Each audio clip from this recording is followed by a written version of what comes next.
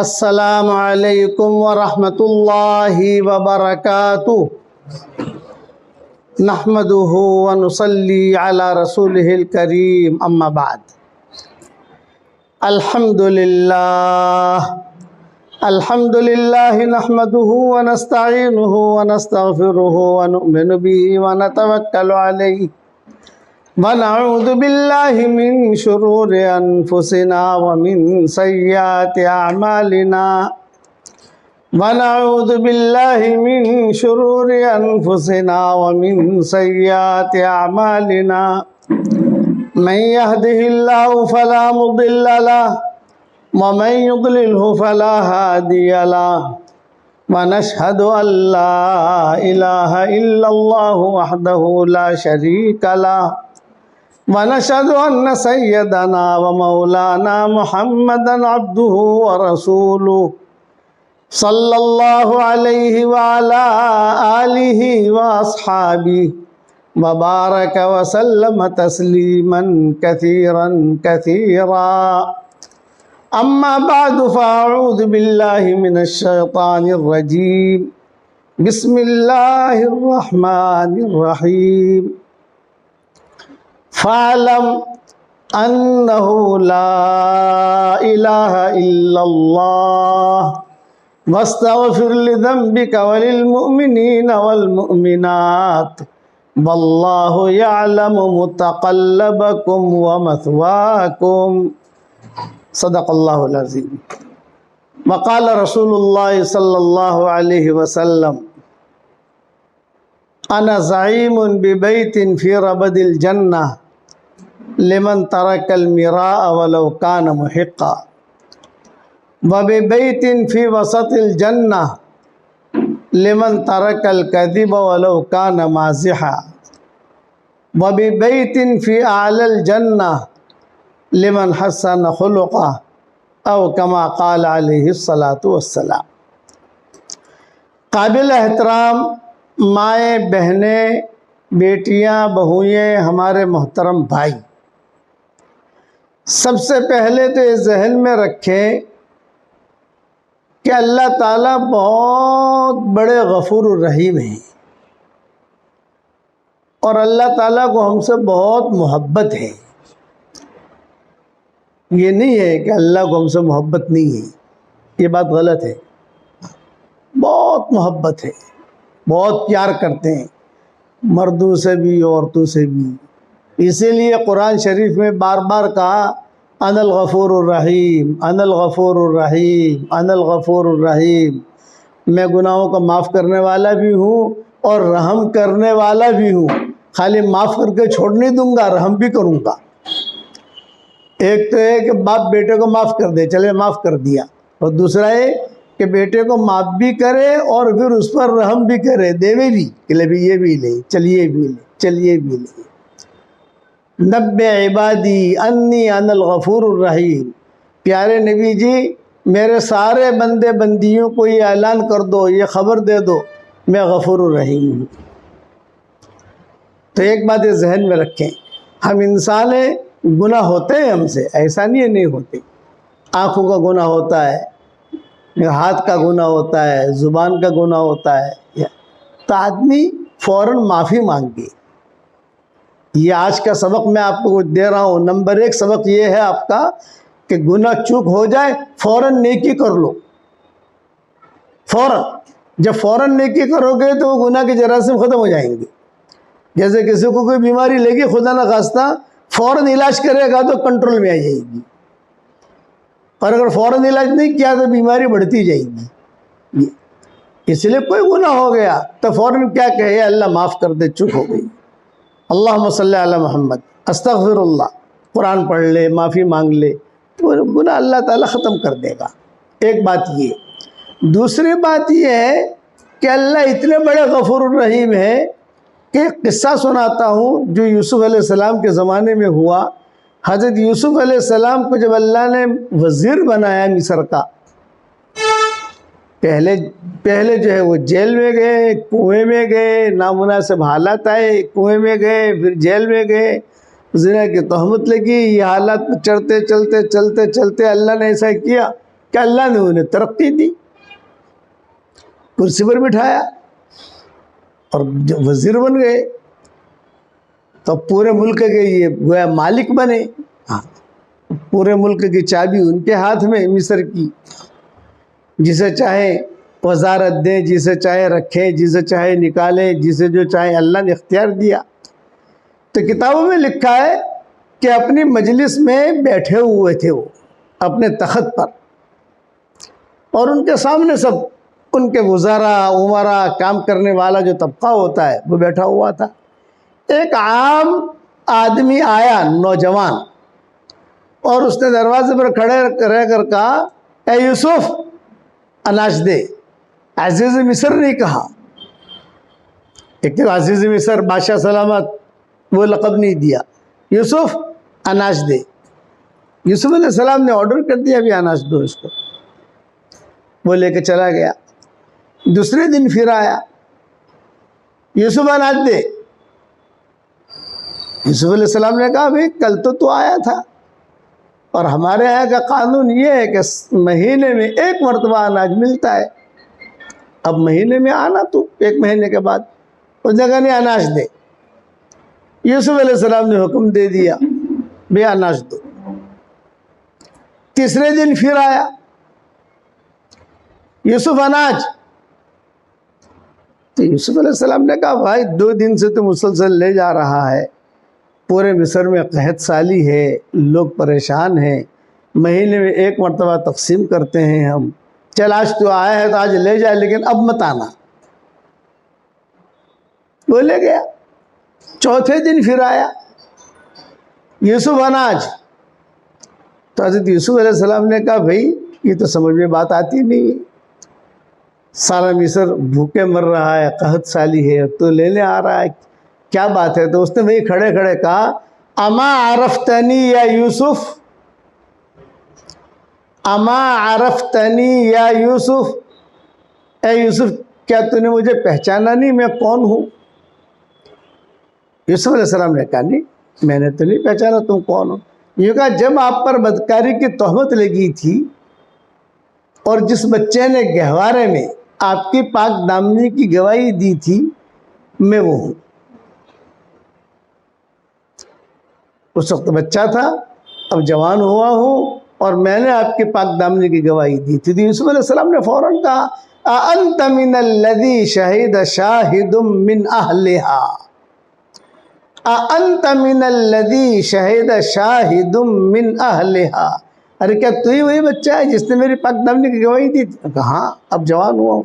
یوسف علیہ السلام نے اس کو بلایا، فَأَكْرَمَهُ وَنَعَّمَهُ وَأَجْلَسَهُ فَأَعْطَاهُ. ان کا اس کا اکرام کیا، اپنے قریب بٹھایا اور اس کا انعام دینے کا اعلان کر دیا، بہت اعزاز دیا اس کو، اور اعلان کر دیا سارے حکومت میں جو بھی وزراء تھے بھائی اس لڑکے کو پہچان لو، اس نوجوان کو، یہ جب بھی آئے اس کو اناج کا انکار مت کرنا، اس لیے کہ اس نے میری پاک دامنی کی گواہی دی تھی. جب یہ اعلان کیا تو اللہ نے وہی بھیجی اے یوسف جس نے زندگی میں ایک مرتبہ تیری پاک دامنی کی گواہی دی تو اس کا اتنا اکرام کرتا ہے، تو جو میرا بندہ اور بندی روزانہ صبح شام میری پاکی کی گواہی دیں گے، سبحان اللہ پڑھیں گے، الحمدللہ پڑھیں گے، لا الہ الا اللہ پڑھیں گے، اللہ اکبر پڑھیں گے، سورہ اخلاص کا وظیفہ کریں گے، یعنی میری یاد کریں گے، میری پاکی کی گواہی دیں گے، میں ان کا کتنا اکرام کروں گا. یہ کرم ہے اس ذات کا، یہ ذہن میں رکھنا. ہاں وہ تو اس کا کرم ہے کہ روزانہ اللہ تعالیٰ سورج نکالتا ہے ہمارے لیے. اگر سورج کی ڈیوٹی اللہ بدل دے تو ہم کیا کریں گے؟ روزانہ اللہ ہمارے لیے ہوائیں چلاتا ہے، ہمارے لیے بارش کا انتظام کرتا ہے، ہمارے لیے روزے کا انتظام کرتا ہے. اسی لیے قرآن میں کہتے ہیں فَلْيَنْظُرِ الْإِنسَانُ إِلَىٰ طَعَامِهِ أَنَّا صَبَبْنَا الْمَاءَ صَبًّا ثُمَّ شَقَقْنَا الْأَرْضَ شَقًّا ثُمَّ شَقَقْنَا الْأَرْضَ شَقًّا. کہ انسان اپنے کھانے کو دیکھے کہ آسمان سے بارش ہم نے نازل کی، زمین کو ہم نے پھاڑا، فَأَنبَتْنَا فِيهَا حَبًّا وَعِنَبًا وَقَضْبًا وَنَخْلًا وَزَيْتُونًا وَنَخْلًا وَحَدَائِقَ غُلْبًا وَفَاكِهَةً وَأَبًّا مَتَاعًا لَكُمْ وَلِأَنْعَامِكُمْ۔ انسان اپنے کھانے کو دیکھے کہ اپنے کھانے کو دیکھ کر کہ میں زمین ہم بارش ہم نازل کرتے ہیں اور زمین ہم پھاڑتے ہیں، اندر سے دانے ہم نکالتے ہیں، ککڑی ہم نکالتے ہیں، زیتون ہم نکالتے ہیں، انار ہم نکالتے ہیں، ساری کھانے کی چیزیں ہم نکالتے ہیں۔ تم تو خالی بیٹھ کے کھا لیتے ہو، ہم دسترخوان پر بیٹھ کے کھا لیتے ہیں۔ لیکن گیہوں کیسے پیدا ہوا، کہاں پر گیا، کس نے پیسا، اور یہ سارا نظام کون چلاتا ہے؟ اللہ کہتے ہیں میں چلاتا ہوں، مجھے پہچانو۔ اس لیے روزانہ صبح شام کی تسبیح پڑھنے کا اہتمام کرو۔ یہ میں آپ کو آج کے سبق دے رہا ہوں، ہاں، کہ جو آج کے ہمارا سبق آپ سنتے ہو، یہ مجھے بہت خوشی ہے الحمدللہ کہ صورت میں ہماری مائیں بہنیں بہت سنتی ہیں اور ہماری کتابیں بھی بہت پڑھتی ہیں۔ لیکن یہ بات ذہن میں رکھو کہ اللہ تعالیٰ کو خوش کرنا ہو تو اللہ کو یاد رکھو، کہ اللہ کو خوش کرنا ہو اللہ کو یاد رکھو۔ اللہ تعالیٰ شعر شاعری سے راضی نہیں ہوتا کہ اللہ تعالیٰ شعر شاعری سے نہ، وہ اللہ دل کو دیکھتا ہے کہ دل میں کیا ہے۔ اس لیے اپنا دل پاک صاف رکھو، اپنی آنکھیں میلی مت رکھو، اپنا دماغ میلا مت رکھو، اپنے خیالات میلے مت رکھو، اپنا دل پاک صاف رکھو تو اللہ کا بہت بڑا قرب ملے گا۔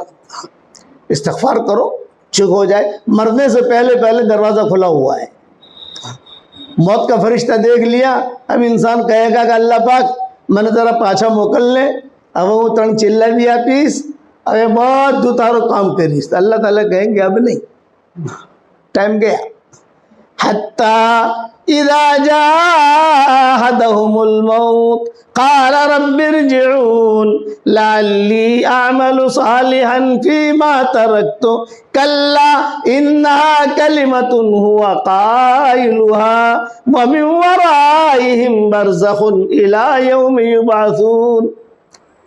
موت کا فرشتہ آیا اور دیکھ لیا کہ اب میں جا رہی ہوں، پتہ چل گیا کہ اب میں جا رہی ہوں، کہ اللہ پاک مجھے اچھا عمل کرنے کی توفیق دے گا، اب نہیں۔ ہارون رشید کا اور زبیدہ کا اور بہلول کا قصہ آتا ہے کتابوں میں۔ بہلول ایک بزرگ آدمی تھا، مجنون مجذوب۔ ہارون رشید اور زبیدہ اس کی بیوی تھی زبیدہ، تو وہ دونوں کے دونوں ٹہلنے کے لیے نکلے سمندر کے کنارے پر۔ یہ بہلول بیٹھا ہوا جو ہے اپنا مٹی کا مکان بنا رہا تھا، اس کے ساتھ ہارون رشید کے ساتھ اس کی فوج بھی تھی، باندیاں تھی، غلام تھے، اور یہ بیٹھا ہوا جو ہے اپنا مٹی کا مکان بنا رہا ہے۔ تو بہلول نے بادشاہ کی طرف دیکھا نہیں، بھئی بادشاہ بھی ہے، پیچھے سے رانی بھی آ رہی ہے، لیکن کوئی دھیان نہیں دیا، اپنا اللہ اللہ کر رہا تھا اور اپنی مٹی کا مکان بنا رہا تھا۔ ہارون رشید نے وہیں جا کر اپنا گھوڑا روکا، اس نے پھر بھی دھیان نہیں دیا۔ ہارون رشید نے کہا السلام علیکم، جیسے ایک مجنون کو سلام کیا جاتا ہے۔ فرفع راسہ الی الملک، اپنا سر اوپر کیا، یہ کہا وعلیکم السلام ورحمۃ اللہ وبرکاتہ۔ کیا کر رہے ہو بہلول صاحب آپ؟ یہ کہا مٹی کا مکان بنا رہا ہوں۔ کم قیمت ہذا، اس کی قیمت کیا ہے؟ تو بہلول نے کہا دینار، 1 دینار دو اور یہ مکان لو۔ تو ہارون رشید نے کیا کہا؟ مجنون مجنون مجنون مجذوب مجذوب مجذوب ہے، اور 1 دینار کیوں دے اس مٹی کے مکان کا؟ یہ کہہ کر ہارون رشید آگے بڑھ گیا۔ پیچھے سے زبیدہ آئی۔ عورتوں کے حصے میں خیریں زیادہ ہوتی ہیں، یہ ذہن میں رکھنا۔ میں اس پر سناتا ہوں کہ عورتیں خیروں والیاں ہوتی ہیں، ان کے دل صاف ہو، ان کا معاملہ اللہ سے کلیئر ہو تو اللہ تعالیٰ ان سے بڑے بڑے کام لیتا ہے۔ یہ زبیدہ تھی، یہ پیچھے سے آئی، وہ بھی کھڑی رہی۔ السلام علیکم چچا۔ وعلیکم السلام بیٹا۔ کیا کر رہے تم؟ مٹی کا مکان بنا رہا ہوں۔ کم قیمت ہذا، اس کی کیا قیمت ہے؟ کیونکہ اس کی قیمت 1 دینار. تو کتاب میں لکھا ہے وہ زبیدہ نے بخیلی نہیں کی، وہ ہارون رشید نے تو بخیلی کی. اور 1 دینار کائے کو دے یار اس کو مٹی کے مکان. اس نے جو ہے وہ 1 دینار دے دیا. جب وہ 1 دینار دیا تو بہلول مجنون جو تھا اس نے کہا جا اللہ تعالیٰ جنت میں تجھے اس کے بدلے میں محل دے گا. یہ دعا دی.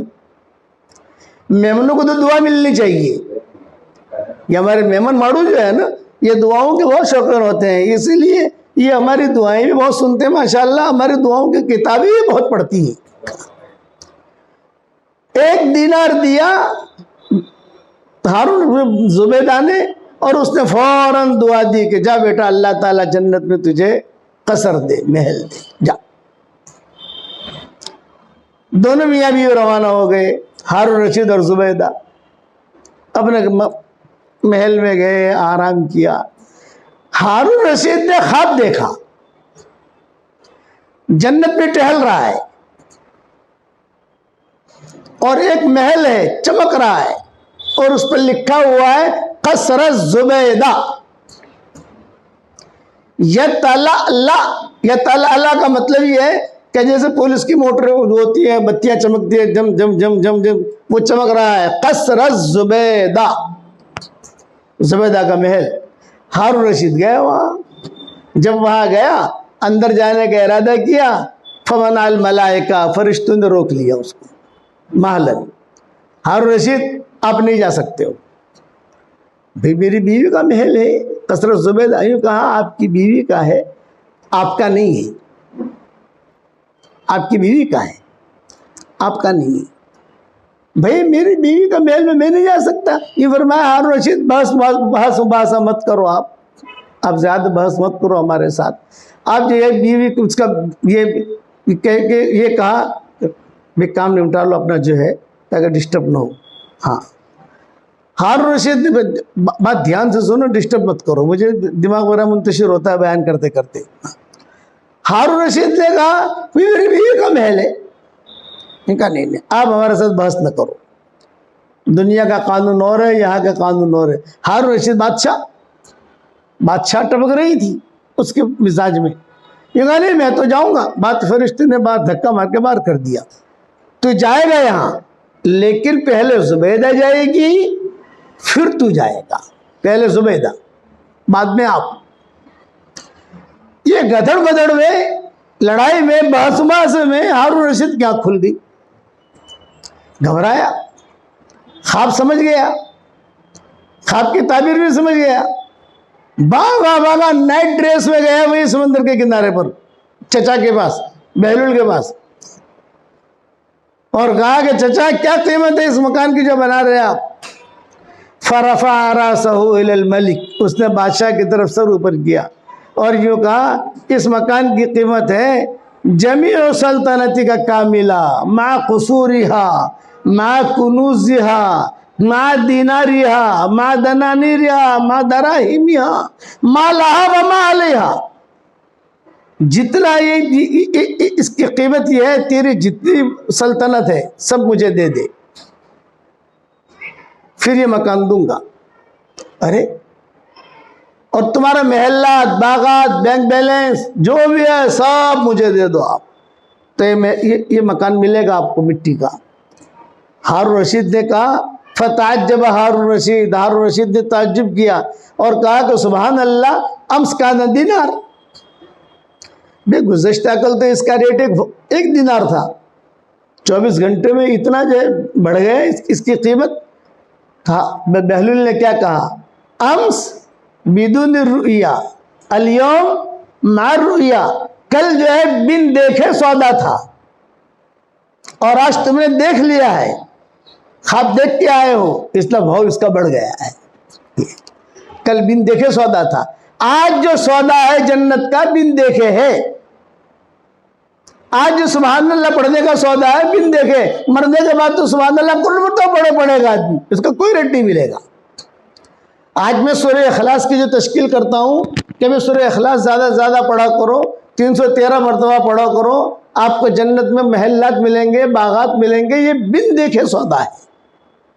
اور یہ میں نہیں کہتا، یہ تو حضور صلی اللہ علیہ وسلم کی بات آپ تک پہنچا رہا ہوں.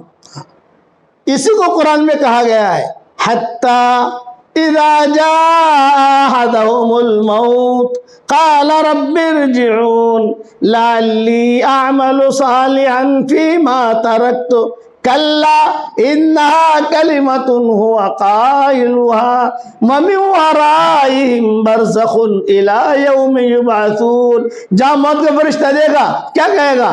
اللہ پاک وہ تیار چھو، نماز بھی پڑھیس، سورہ اخلاص بھی پڑھیس، اللہ تعالیٰ راستہ میں پیسہ بھی آپیس، بدو کر میں نے تھوڑا ٹائم آپی دے.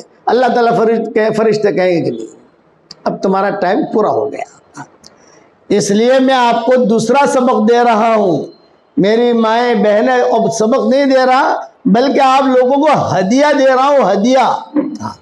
جتنی مائیں بہنیں بیٹیاں جمع ہوئی ہیں آج میرا ہدیہ سن لیجیے آپ. یہ فقیر کی طرف سے ہدیہ ہے، یا آپ کے استاذ کی طرف سے ہدیہ ہے. میں آپ کا استاذ ہوں، آپ کو روزانہ تھوڑا تھوڑا اللہ رسول کی بات بتاتا ہوں تو آپ کا استاذ ہوا. علماء نے لکھا ہے ماں باپ کی دعا اتنی قبول نہیں ہوتی جتنی استاذ کی دعا قبول ہوتی ہے. کہ ماں باپ تو دعا کرے گا، بچے کے لیے کیا دعا کرے گا؟ یہ کہ میرے بیٹے کا کاروبار بن جاوے، فیکٹری بن جاوے، یہ طرف کام بن جاوے، ٹکڑا مل جاوے. اور استاد جو ہے وہ اپنے شاگردوں کے لیے جنت کی دعا کرے گا. اس لیے میں آپ کے لیے جنت کا محل بنانے کا نسخہ دے رہا. جتنی مائیں بہنیں بیٹیاں بہویں بھائی جمع ہوئے ہیں روزانہ 313 مرتبہ سورہ اخلاص پڑھنے کی عادت ڈال دو. بس 313 مرتبہ. سورہ اخلاص کا مطلب ہے بسم اللہ الرحمن الرحیم، قل هو اللہ احد اللہ الصمد لم یلد ولم یولد ولم یکن لہ کفوا احد. ہر مرتبہ بسم اللہ پڑھو تو ٹھیک ہے، نہ پڑھو تو ٹھیک ہے، کوئی حرج کی بات نہیں ہے.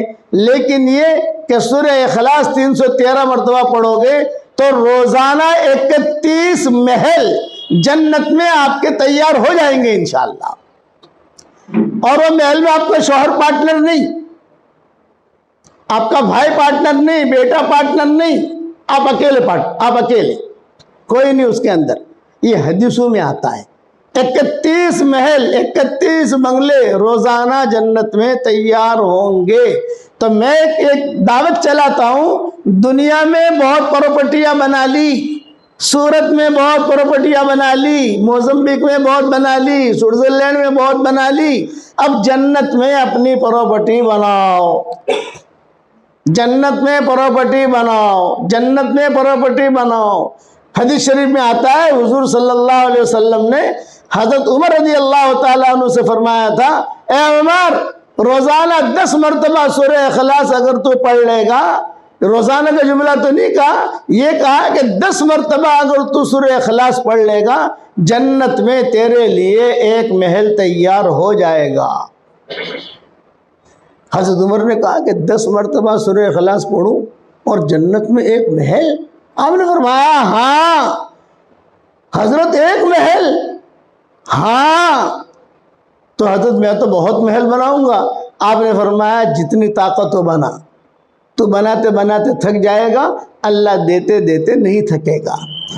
تو 313 مرتبہ اگر روزانہ سورہ اخلاص پڑھو گے تو 31 بنگلے تیار ہوتے ہیں. برابر عبدالعزیز بھائی؟ 31 بنگلے روزانہ تیار ہوتے ہیں روزانہ. اچھا 313 میں کیوں کہتا ہوں کہ بدرین کی تعداد 313 تھی، بدر میں جانے والوں کی. تو 313 کی عدد میں اللہ نے کرنٹ رکھا ہے. 315 مرتبہ پڑھ لو، 320 مرتبہ پڑھ لو، 3000 مرتبہ پڑھ لو. اللہ کا شکر ہے کہ ایسی خواتین بھی ہیں جنہوں نے 10-10 لاکھ مرتبہ پڑھا. میں کئی سالوں سے کہہ رہا ہوں نا، ایک ڈاکٹر نہیں تھی ہمارے احمد آباد کی، اس وقت شکاگو میں ہے وہ. اس نے جب میرا بیان سنا تو اس نے کئی سالوں کے بعد مجھے فون کیا کہ حضرت میں نے آپ کو ہدیہ بھیجا ہے، مل گیا؟ اب جب اس نے ہدیہ کا جملہ کہا تو آدمی کیا سمجھتا ہے؟ یا تو پیسہ بھیجا ہوگا، گھڑی بھیجی ہوگی، موبائل بھیجا ہوگا، یہ آدمی کے ذہن میں آتا ہے. میں نے کہا مجھے نہیں ملا ہے. وہ بولے کہ آپ کے بیان سے میں نے سورہ اخلاص کا وظیفہ کرنا شروع کیا، الحمدللہ 5 لاکھ مرتبہ میں نے پورا کر لیا. سب سے پہلے آپ کو ہدیہ دے دیا کہ اس کا ثواب پیر صاحب کو دے دو بھائی. میں نے کہا بہت اچھا, مل گیا. میں نے کہا مل گیا الحمدللہ, میرے اکاؤنٹ میں نہیں کیا آ گئی الحمدللہ. پھر کچھ سالوں کے بعد فون آیا, انہوں نے کہا مولوی صاحب الحمدللہ 5 لاکھ مرتبہ اور میں نے پڑھ لیا. آپریشن کرتے کرتے پڑھتی رہتی ہوں, ڈرائیونگ کرتے کرتے پڑھتی رہتی ہوں, چائے بناتے بناتے بھی پڑھتی رہتی ہوں, اور کوئی بھی پیشنٹ میرے پاس آتا ہے تو میں اس کو کہتی ہوں کہ دیکھ تیری بیماری ہے تو سورہ اخلاص پڑھا کر دعا مانگا کر جتنی تجھ سے ہو سکے. بیمار آدمی تو روزانہ 313 مرتبہ نہیں پڑھ سکتا ہے, بیمار ہے بیچارہ. تو الحمدللہ اب یہ جو ہے 10 لاکھ مرتبہ 1-2 مہینے میں انشاءاللہ ہو جائے گا. لیکن مولوی صاحب ایک کوئسچن ہے, ایک سوال ہے, وہ ڈاکٹر نہیں کہہ رہی ہے, ایک سوال ہے. میں نے کہا کیا سوال ہے؟ یہ کہا مولوی صاحب 10 لاکھ مرتبہ میں نے سورہ اخلاص پڑھا تو پتہ نہیں کتنے بنگلے ہو جائیں گے وہاں. تو مولوی صاحب کے بھاڑو آپ سے کہ نہیں آوے تھے رینٹ کہ کتنے آٹلا بدا بنگلہ تھا بڑا بھاڑے تھے آپ, یہ تو پیسہ آوے نا بینک میں. تو میں نے کہا بیٹی وہاں کوئی کرایہ نہیں ہے, وہاں تو سب بادشاہ لوگ ہی جاتے ہیں, جو وہاں تو بڑے لوگ ہی جاتے ہیں, غریب آدمی بھی جاتا ہے وہاں, لیکن وہاں کوئی کرایہ والی میٹر نہیں ہے.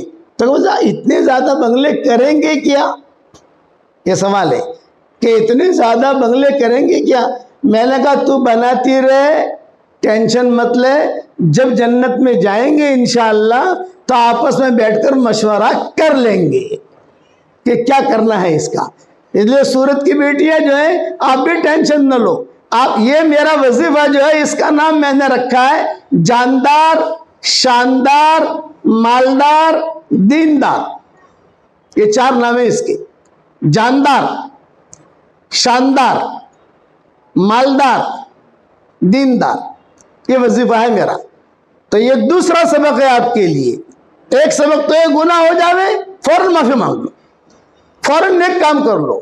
دوسرا سبق یہ کہ 313 مرتبہ کم سے کم روزانہ سورہ اخلاص پڑھنے کی عادت ڈال دو. یہ جاندار, شاندار, مالدار, دیندار وظیفہ ہے. اور میری تسبیح بھی ہے جو جاندار, شاندار, مالدار, دیندار.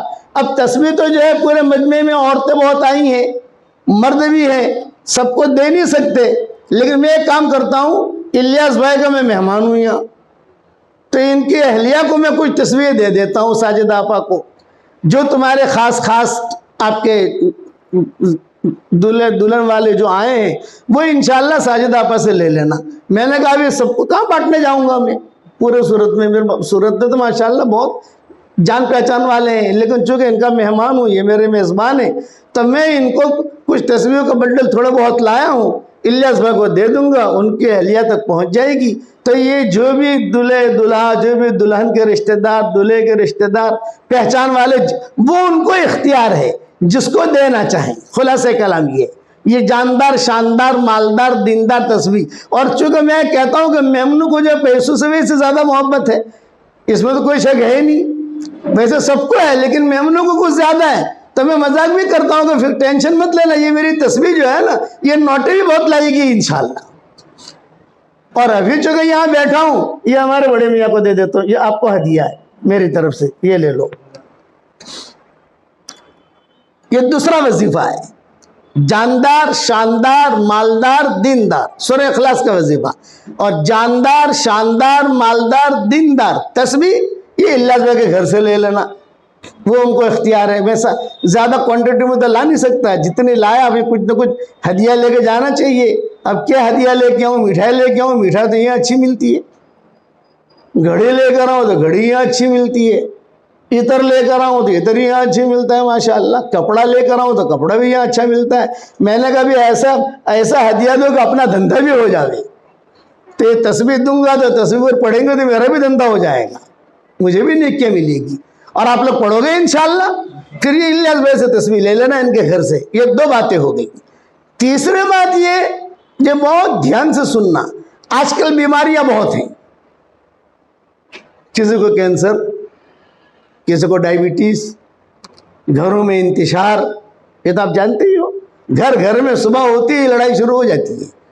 صبح ہوتی ہی وہ لڑائی مار دھاڑ, تو نے یہ کہا, تو نے یہ کہا, تو نے یہ کہا. اس کے لیے میں آسان وظیفہ بتاتا ہوں، بسم اللہ الرحمن الرحیم پڑھ کر، سورہ فاتحہ پڑھ کر اپنے اوپر دم کر لیا کرو، پانی پر دم کر لیا کرو 1 مرتبہ، یہ 313 مرتبہ نہیں کہوں گا، 1 مرتبہ۔ کھانے پر مائیں بہنیں جو کھانا پکاتی ہیں صرف 1 مرتبہ بسم اللہ الرحمن، لیکن بسم اللہ الرحمن الرحیم پڑھنا ضروری ہے۔ بسم اللہ الرحمن الرحیم کا نور الگ ہے، سورہ فاتحہ کا نور الگ ہے۔ بسم اللہ الرحمن الرحیم کا کرنٹ الگ ہے اور سورہ فاتحہ کا کرنٹ الگ ہے، اس لیے میں ساتھ پڑھواتا ہوں۔ بسم اللہ الرحمن الرحیم پڑھ لیا، پھر سورہ فاتحہ پڑھ لی، کھانے پر دم کر دیا، پانی پر دم کر دیا، جو پانی سارے گھر والے پیتے ہیں، جس سے چائے بنتی ہے، شربت بناتے ہیں، فردی بناتے ہیں، کھانا بناتے ہیں، روٹیاں بناتے ہیں، وہ پانی جو اجتماعی پانی ہے 24 گھنٹے میں 1 مرتبہ لڑکا لڑکی چھوٹا بچہ بچی پڑھ کے دم کر دے، وہی پانی سب پئیں گے، وہی کھانا سب کھائیں گے، وہی شربت سب پئیں گے، وہی چائے سب پئیں گے، تو انشاءاللہ جسمانی بیماریوں کا بھی اللہ ازالہ کرے گا اور روحانی بیماریوں کا بھی ازالہ کرے گا۔ یہ سلف صالحین کا معمول تھا، کہ سلف صالحین کا یہ معمول تھا کہ اپنے گھر میں تختے لگا دیتے تھے، بسم اللہ الرحمن الرحیم، پھر سورہ فاتحہ پڑھ لیتے تھے، اور بچوں کو کہتے تھے کہ یہ بچوں تم جو ہے اس کو پڑھ کر دم کیا کرو، اس میں ہر قسم کی خیریں ہیں۔ اور میں آپ کو تعجب کی بات بتاؤں، ایک عورت تھی ابھی بھی زندہ ہے لاہور میں، اس کا آخری درجے کا کینسر، آخری درجے کا کینسر سمجھتے ہو کہ اب قبر ہے، سارے ڈاکٹر لوگ کہتے ہیں۔ میں کہا دیکھ اللہ کے نزدیک کوئی مشکل نہیں ہے، تو بسم اللہ الرحمن الرحیم پڑھ کر سورہ فاتحہ پڑھ کر پانی پر دم کر کے پیتی رہے، بس تیری دوا پر دم کر کے پیتی رہے، تو یہ مت چھوڑ، دوا جو کر رہی ہے وہ تو کرتے رہو، وہ تو چھوڑتی نہیں ہے ڈاکٹر جو کہیں وہ، لیکن اس کو مت چھوڑ۔ اللہ تعالیٰ نے ایسی شفا دی کہ سارا کینسر ہی ختم ہو گیا، اور اب بھی زندہ ہے، یہ نہیں ہے کوئی زندہ نہیں ہے مر گئی، اب بھی زندہ ہے۔ تو کبھی کبھی ہمارے سبق میں ہوتے ہیں نا ایڈ جیسے لوگ سنتے رہتے ہیں، بولے الحمدللہ زندہ ہوں، شادی بھی ہو گئی، اولاد بھی ہے الحمدللہ، اور ماشاءاللہ کوئی قسم کی بیماری بھی نہیں۔ میں نے کہا بسم اللہ الرحمن الرحیم سورہ فاتحہ مضبوطی سے پکڑا آ رہے ہیں مولوی صاحب، کبھی چھوڑتی نہیں۔ کبھی ایام ہوتے ہیں ایام کے اندر پڑھ نہیں سکتی تو بھائیوں سے بلاتی ہوں، اسپیشل بلاتی ہوں، بھائی پڑھ دم کر، بھائی پڑھ دم کر، دم کر۔ یہ تیسرا سبق ہے۔ پہلا سبق گناہ ہو جائے فوراً معافی مانگو، دوسرا سبق 313 مرتبہ سورہ اخلاص کا وظیفہ، جاندار شاندار مالدار دیندار، اور وہ تسبیح بھی میری ہے، جاندار شاندار مالدار دیندار، میرے میزبان کو میں نے دے دی ہے، وہاں سے آپ لے لینا جتنے مقدر میں ہو۔ 2 باتیں ہو گئی۔ تیسرا یہ سورہ فاتحہ بسم اللہ الرحمن الرحیم کے ساتھ اپنے بچوں پر دم کرو، یہ دم کرو، اللہ کی ذات سے امید ہے کہ کبھی بھی نامراد نہیں بنو گے۔ یہ 3 باتیں ہو گئی۔ چوتھی بات میں کہتا ہوں، اٹھتے بیٹھتے درود شریف بہت پڑھو، درود شریف بہت پڑھو۔ حضور صلی اللہ علیہ وسلم کے ہم پر بہت احسانات ہیں، ہم وہ احسانات کا بدلہ نہیں چکا سکتے، اور میں صرف ایک روایت بیان کر کے بات ختم کروں گا، دعا کروں گا۔ حضور صلی اللہ علیہ وسلم کے پاس حضرت جبریل آئے انتقال سے پہلے، اور حضرت جبریل نے کہا کہ حضرت اللہ نے آپ کو بلایا ہے، اور ساری ٹیم فرشتوں کی سب آئی ہیں۔ حضور صلی اللہ علیہ وسلم کے انتقال کے وقت میں سارے فرشتے آ گئے تھے، عزرائیل، میکائیل، اسرافیل، جبریل، سب ٹوٹل اکرام میں، اور حضور کے پاس اکیلے جبریل آئے تھے کہنے کے لیے کہ حضرت ساری ٹیم باہر کھڑی ہے، آپ اگر کہو تو آپ کی روح قبض کریں، اور اگر آپ نہ کہو تو آپ کی روح قبض نہ کریں، جیسا آپ کو اختیار ہے۔ آپ کو یہاں رہنا ہے تو یہاں رہیے، اور اللہ نے بلایا ہے وہاں جانا ہے تو ہم آپ کو روح قبض کریں۔ تو حضور نے جواب کیا دیا یہ سنو، یہ فرمایا کہ جبریل میں تو تیار ہوں، اللہ کی ملاقات کو کون پسند نہیں کرتا بھائی؟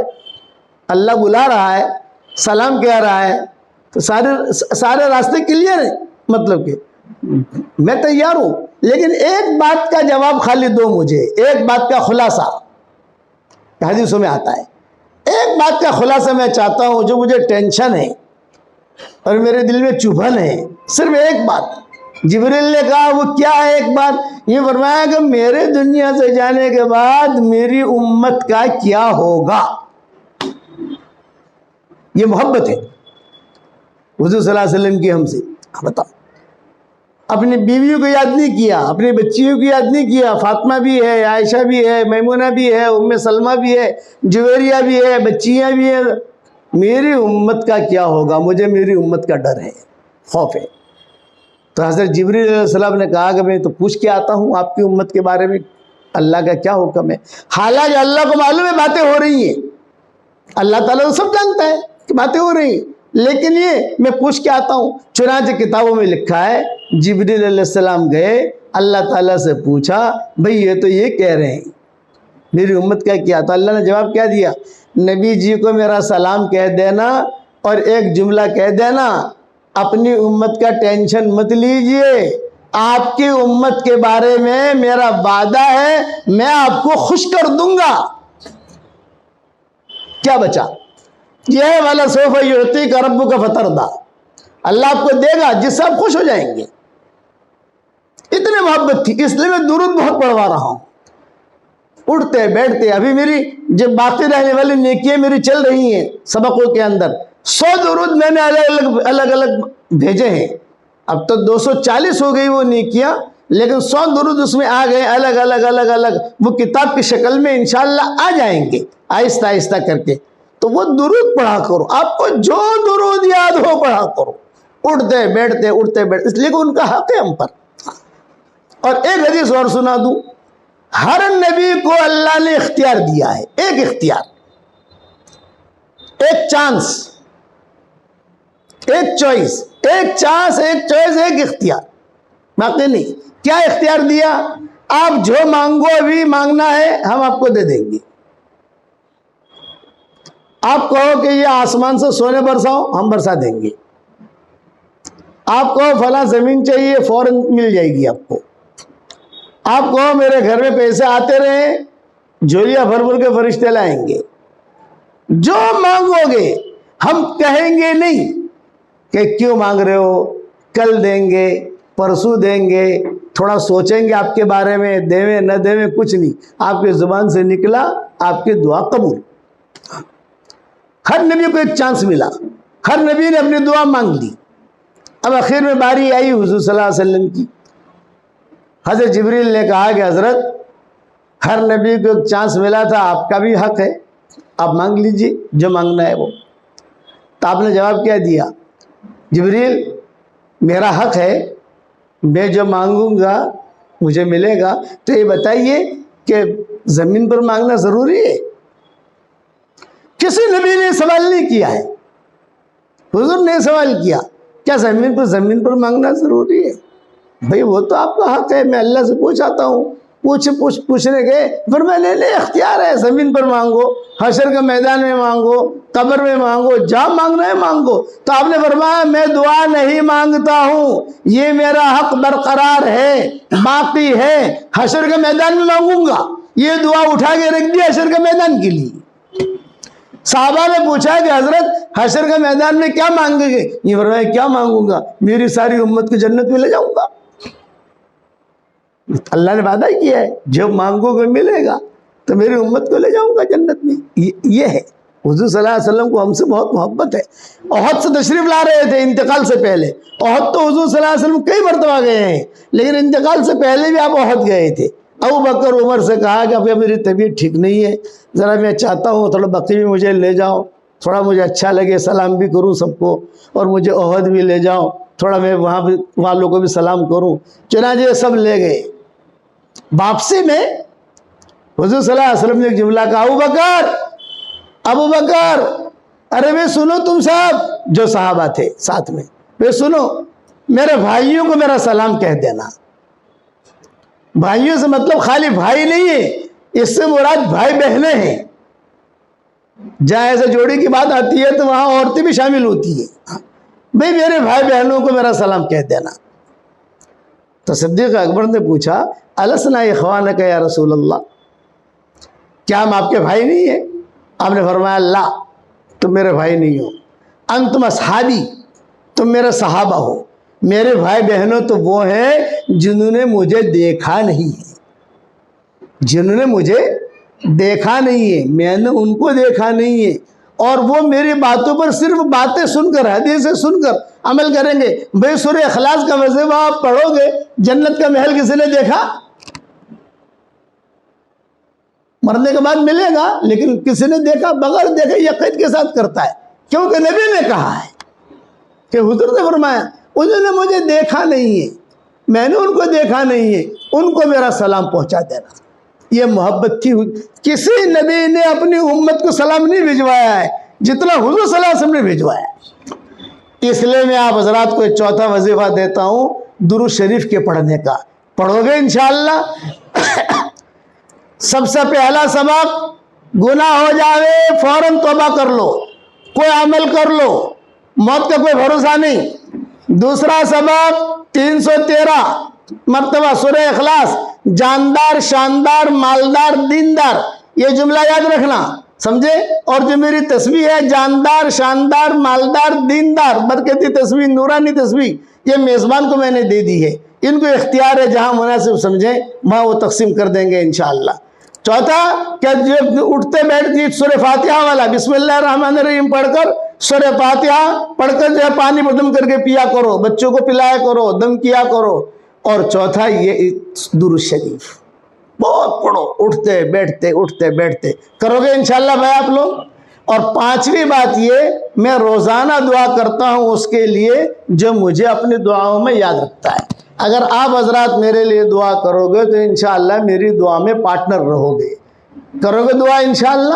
اور چھٹی بات، میرا سبق آتا ہے واٹس ایپ پر، 5 منٹ کا ہوتا ہے، 6 منٹ کا ہوتا ہے، کوئی گھنٹوں آپ بیانات تو لوگ بھول جاتے ہیں، لیکن یہ کہ 5 منٹ 6 منٹ کی بات یاد رہتی ہے۔ روزانہ ایک دعا بھی بھیج دیتا ہوں، اسے دھیان سے سنو بھی اور اس کو آگے فارورڈ بھی کرو گے انشاءاللہ بھائی۔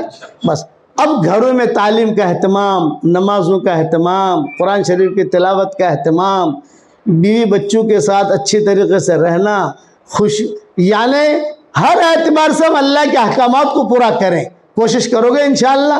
اور اللہ کے راستے کی نقل و حرکت ہے بھائی، کبھی شوہر کے ساتھ 3 دن کے لیے چلے گئے، کبھی جو 1 چلے کے لیے چلے گئے، مشورے سے ہمارے ساتھی جیسا مشورہ کریں گے ویسے ترتیب بنائیں گے۔ اللہ تعالیٰ مجھے بھی عمل کرنے کے توفیق عطا فرمائے، آپ کو بھی عمل کرنے کے توفیق عطا فرمائے۔ دعا کر لو۔ اللہم لک الحمد کلہ ولک المن کلہ، لک الشکر کلہ ولک الملک کلہ، لک الخلق کلہ ولک الفضل کلہ، وإلیک یرجع الامر کلہ، وإلیک یصعد الکلم الطیب کلہ۔ اللہم لک الحمد بالاسلام، لک الحمد بالایمان، لک الحمد بالقرآن، لک الحمد حتی ترضى، لک الحمد اذا رضیت، لک الحمد بعد الرضا۔ اللہم آت نفوسنا تقواها وزکها انت خیر من زکاها انت ولیها ومولاها۔ اللہم لا تردنا خائبین بل ردنا الى دیننا ردا جمیلا۔ اللہم لا تجعل فینا ولا منا ولا معنا شقیا ولا محروما ولا مطرودا۔ اللہم اجعل ثارنا على من ظلمنا منصرنا على من عادانا ولا تجعل مصیبتنا في دیننا ولا تجعل الدنيا أكبر همنا ولا مبلغ علمنا ولا إلى النار مصيرنا ولا تسلط علينا بذنوبنا من لا يخافك فينا ومن لا يرحمنا۔ اللهم إنك تعلم ما في نفسي ولا أعلم ما في نفسك إنك أنت علام الغيوب۔ اللهم اشفنا واشف مرضانا، اللهم اشفنا واشف مرضانا۔ اللهم إنا نسألك الفوز في يوم القضاء ونزل الشهداء وعيش السعداء والنصر على الأعداء ومرافقة الأنبياء يا ذا المن والعطاء يا سميع الدعاء لك الحمد أنت قيوم السماوات والأرض ومن فيهن لك الحمد أنت نور السماوات والأرض ومن فيهن لك الحمد إنك حق ووعدك حق ولقاؤك حق والنبيون حق ومحمد صلى الله عليه وسلم حق والساعة حق والساعة آتية لا ريب فيها اللهم لك الحمد أنت حق من ذكر وأجود من سئل وأوسع من أعطى اللهم لك الحمد حمدا حمدا اللهم لك الحمد حمدا حمدا اللهم لك الحمد حمدا حمدا اللهم لك الشكر شكرا شكرا عدد الشفع والوتر عدد خلقك ورضا نفسك وزنة عرشك ومداد كلماتك یا ذا الجلال والاکرام۔ اے اللہ ہمارے گناہوں کو معاف فرما، اے اللہ ہماری خطاؤں سے درگزر فرما، اے اللہ ہماری مائیں بہنیں بیٹیاں بہویں بھائی صورت میں جمع ہوئے ہیں، اے اللہ ان سب کے جمع ہونے کو تو قبول فرما، اے اللہ ان کی جائز مرادوں کو پوری فرما، اے اللہ ان کی جائز خواہشات کو پوری فرما، جو بیمار ہو ان کو شفا عطا فرما، اے اللہ ہمارا کھویا ہوا دین ہمیں واپس دے دے، ہمارا کھویا ہوا قرآن ہمیں واپس دے دے، ہماری کھوئی ہوئی عزتیں واپس دے دے، کھویا ہوا دعوت کا کام واپس دے دے، اے اللہ پورے صورت والوں کو قبول فرما، ایک ایک اینٹ اینٹ کو قبول فرما، ایک ایک ذرہ کو قبول فرما، اے اللہ میری تشکیل پر جو بھی 313 مرتبہ یا اس سے زیادہ سورہ اخلاص پڑھنے کی عادت ڈال دے، اے اللہ اس کی ساری دعاؤں کو قبول فرما اور اس کے ساری جائز مرادوں کو پوری فرما۔ جس کرم سے آپ نے ہمیں اس مکان میں جمع کیا ہے اسی تیرے کرم سے جنت الفردوس میں تیرے نبی کے پڑوس میں ہماری قیامت تک کی آنے والی نسلوں کے ساتھ تو ہم سب کو جمع فرما دے۔ اے اللہ ہمیں خالی ہاتھ واپس نہ لوٹا، تیرے دربار میں کوئی آئے خالی ہاتھ واپس چلا جائے یہ تیری شان کے خلاف ہے، یہ تیرے علو مرتبے کے خلاف ہے، یہ تیری بلندی کے خلاف ہے۔ 100 کے قاتل نے تیرا دروازہ کھٹکھٹایا تو نے معاف کر دیا، بدکار عورت نے تیرا دروازہ کھٹکھٹایا تو نے معاف کر دیا۔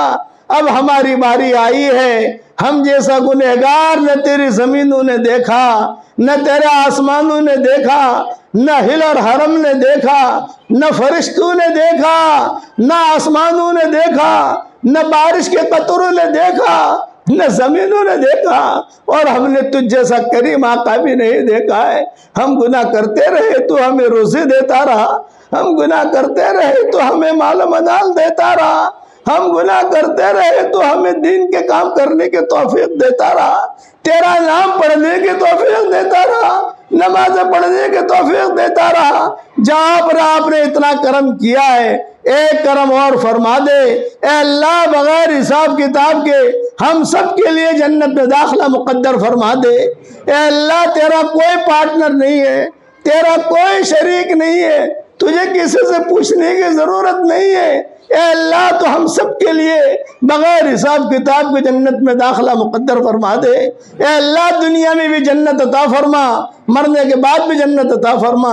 اے اللہ اس نکاح میں ہم آئے ہیں، میاں بیوی میں خوب محبت و جوڑ پیدا فرما، اس نکاح میں بے انتہا برکت کا معاملہ فرما، بے انتہا برکت کا معاملہ فرما، دین کے سچے خادموں کے ظاہر ہونے کا ذریعہ فرما۔ اے اللہ جس نے بھی مجھے دعاؤں کے لیے کہا ہو یا دعاؤں کے لیے خطوط میں لکھا ہو یا جن کا مجھ پر کسی قسم کا حق اور احسان ہو یا جو مجھے اپنی دعاؤں میں یاد کرتے رہتے ہوں یا مائیں بہنیں مجھے اپنی دعاؤں میں یاد کرتی رہتی ہوں، میری ساری دعاؤں میں ان کا پورا پورا حصہ عطا فرما۔ اے اللہ میری ساری دعاؤں میں اور میرے کام میں ان کو پارٹنر بنا دے۔ اے اللہ فضل کرے تو چھٹیاں اور اگر عادل کرے تو لٹیاں، ہمارے ساتھ عادل اور انصاف کا معاملہ نہ فرمائیو۔ اگر آپ نے عادل اور انصاف کا معاملہ کیا تو ہمارے بیڑے ڈوب جائیں گے اور ہم ہلاک ہو جائیں گے۔ اے اللہ ہمارے ساتھ تو فضل کا معاملہ فرمانا، بس ہمارا نامہ اعمال دیکھا اور محبت سے تو مسکرایا اور مسکرا کر کہہ دیا جنت میں داخل کر دو۔ اے اللہ، طلحہ ابن برا کا انتقال ہو رہا تھا، حضور صلی اللہ علیہ وسلم پہنچے اور دعا مانگی، اے اللہ، اللہم ھذا طلحہ ابن برا، یہ طلحہ ابن برا ہے، یہ موت کا وقت اس کا قریب ہے، یہ دنیا چھوڑ کر یہ جب آخرت کی طرف آ رہا ہے، اے اللہ یہ تیرا بندہ اور میرا امتی ہے، اے اللہ اس کے ہنسنے سے پہلے تو ہنس کر ملاقات کرنا۔ یہ دعا آپ نے قبول کی تھی جب طلحہ ابن برا کا انتقال ہوا تو نے ہنس کر استقبال کیا تھا۔ اے اللہ وہی دعا تو ہم سب کے لیے قبول فرما، وہی دعا تو ہم سب کے لیے قبول فرما۔ اے اللہ جن کے لڑکے اور لڑکیاں شادی کے لائق ہیں، غیر شادی شدہ ہیں، بہترین جوڑوں کا ان کے لیے انتظام فرما۔ جو بے اولاد ہیں نیک صالح اولاد انہیں نصیب فرما۔ جن کے اولاد تو ہے مگر نافرمان ہیں، ان کے نافرمان اولاد کو فرما بردار بنا دے۔ اے خوبصورت پردے والے، اے خوبصورت چادر والے، ہمارے عیبوں پر پردے ڈال دے۔ جتنی مائیں بہنیں بیٹیاں بہویں بھائی جمع ہوئے ہیں، ہم سب کی قیامت تک کے آنے والی نسلوں کو تو قبول فرما لے۔ سورت میں آنے کو بھی قبول فرما، سورت سے جانے کو بھی قبول فرما۔ سورت کے قرب و جوار میں جتنی بستیاں ہیں تو ان سب کو قبول فرما۔ اے اللہ اقوام عالم کی ہدایت کے فیصلے فرما۔ اے اللہ مسلمان بہو بیٹیوں کے لیے سکھی سنسار عطا فرما، سکھی سنسار عطا فرما، سکھی سنسار عطا فرما۔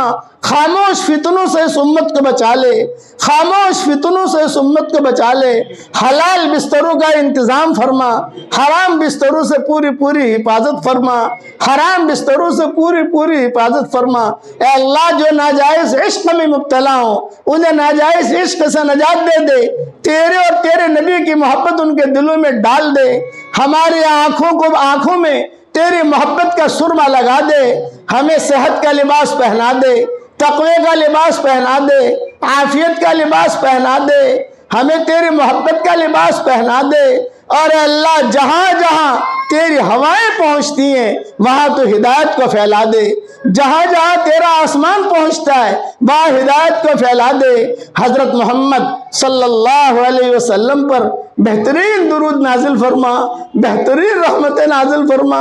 جب تک سورج اگتا رہے آپ پر رحمت نازل فرما، جب تک ہوائیں چلتی رہیں آپ پر رحمت نازل فرما، جب تک زمینیں دانہ اگاتی رہیں آپ پر رحمت نازل فرما، جب تک قدم اور قلم چلتے رہیں آپ پر رحمت نازل فرما، جب تک سمندروں میں پانی باقی رہے آپ پر رحمت نازل فرما، جب تک جنت اور جہنم باقی رہے آپ پر رحمت نازل فرما، جب تک فرشتے باقی رہیں آپ پر رحمت نازل فرما، جب تک بیت معمور باقی رہے آپ پر رحمت نازل فرما، جب تک کعبہ باقی رہے آپ پر رحمت نازل فرما۔ کعبے پر ایک دن آئے گا جو ہم نے حدیث میں پڑھا ہے کہ رات کو لوگ طواف کر کے اپنے گھروں پر جائیں گے اور صبح جب فجر کی نماز کے لیے حرم میں پہنچیں گے تو کعبہ نہیں ہوگا، کعبہ کو تو اٹھا لے گا، لوگ وہی کھڑے کھڑے روئیں گے، ارے رات کو تو طواف کیا تھا، رات کو تو ہم نے حجر اسود کو بوسہ دیا تھا، ارے کہاں گیا حجر اسود، کہاں گیا ملتزم، کہاں گیا کعبہ؟ سارا کا سارا مجمع کھڑا کھڑا روئے گا۔ قیامت کی علامتوں میں سے ایک علامت یہ بھی ہے کہ لوگ فجر کی نماز میں آئیں گے اور کعبہ کو نہیں دیکھیں گے، لوگ وہی پورا حرم ہچکیاں مار کے گونج اٹھے گا، مرد اور عورتیں روئیں گے کہ ارے کعبہ کہاں گیا؟ ہو سکتا ہے کہ کسی اور جگہ ہم پہنچ گئے ہوں، نہیں بھی نہیں یہی باپ ملک عبدالعزیز ہے، نہیں بھی نہیں یہی باپ بنی شیبہ ہے، اسی جگہ سے ہم آتے تھے، ساری ہوٹلیں کھڑی ہیں، سارے مکانات کھڑے ہیں، لیکن اللہ نے اپنا گھر اٹھا لیا۔ اے اللہ اس دن کے آنے سے پہلے تو امت کی پوری حفاظت فرما دے۔ اے اللہ کتابوں میں لکھا ہے کہ کعبہ جب اٹھا لیا جائے گا پورے حرم میں بچوں کے رونے کی آواز ہے، عورتوں کے رونے کی آواز ہے، فرشتوں کے رونے کی آواز ہے، کعبہ اٹھا لیا گیا، کعبہ اٹھا لیا گیا۔ وہ دن بڑا خطرناک دن ہوگا. پھر علماء بیٹھیں گے, بھئی اب کیا کریں ہم؟ یوں فرمایا ہاں اس طرف سے نماز پڑھتے تھے, اب نماز ہوگی فجر کی. اے اللہ وہ دن آنے والا ہے, چونکہ تیرے نبی نے کہا ہے کعبے کے اٹھنے سے پہلے پہلے اس امت کی تو حفاظت فرما لے. بلکہ بعض کتابوں میں لکھا ہے ہماری ہوٹلیں اڑ جاتی, ہمارے مکانات کو اٹھا لیا جاتا, کعبہ تو رہتا, اور کھڑے کھڑے آپس میں سب باتیں کریں گے. یہ ملتزم کی جگہ ہے, یہ حجر اسود کی جگہ ہے, یہ حتیم کی جگہ ہے, یہاں رکن یمانی ہے, یوں طواف کرتے تھے. اے اللہ جب تک تیرا کعبہ باقی رہے تب تک تیرے نبی پر رحمت نازل فرما, اور جب تو تیرے کعبے کو اٹھا لے پھر بھی تیرے نبی پر رحمت نازل فرما, تیری شان شان رحمت نازل فرما. رسول اللہ صلی اللہ علیہ وسلم کے ہم پر بہت احسان ہے, بہت احسان ہے. ہم نے سب کو پہچانا لیکن ہم نے تجھے نہیں پہچانا اور تیرے نبی کو نہیں پہچانا. اے اللہ ہمارا جرم عظیم ہے, تو ہم سب کو معاف فرما دے. اے اللہ ہم سب کو معاف فرما دے. سمندروں کے وزنوں کے برابر تیرے نبی پر رحمت نازل فرما, ہواؤں کے وزنوں کے برابر تیرے نبی پر رحمت نازل فرما. 8 قسم کی ہوائیں ہوتی ہیں جو میں نے میری کتابوں میں لکھی ہیں. 8 قسم کی ہوائیں بڑی وزنی ہوتی ہیں, اور اللہ 8 قسم کی ہوائیں ان کے وزنوں کے برابر تیرے نبی پر رحمت نازل فرما. تیرے عرش کے وزن کے برابر تیرے نبی پر رحمت نازل فرما. تیری کرسی پر وزن, تیری کرسی کے وزن کے برابر تیرے نبی پر رحمت نازل فرما. 7ویں آسمان پر تو نے ایک بہت بڑا سمندر بنایا ہے, اس سے بڑا سمندر کوئی نہیں ہے. اس کے اوپر تیرا عرش ہے, اس کے اوپر تیری کرسی ہے.